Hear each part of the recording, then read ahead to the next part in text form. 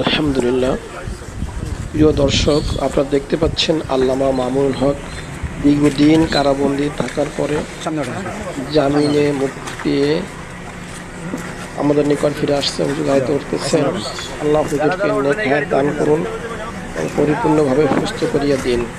আমার জন্য হুজুর ইমানের দীপ্ত কণ্ঠে আমাদের নিকট বয়ান বক্তব্য নিয়ে হতে পারেন।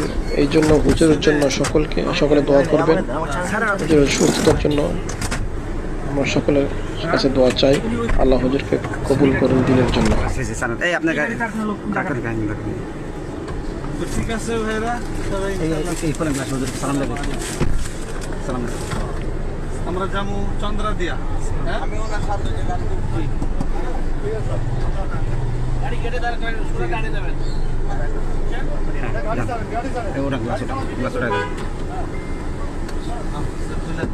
যান আস্তে আস্তে আগান। এটা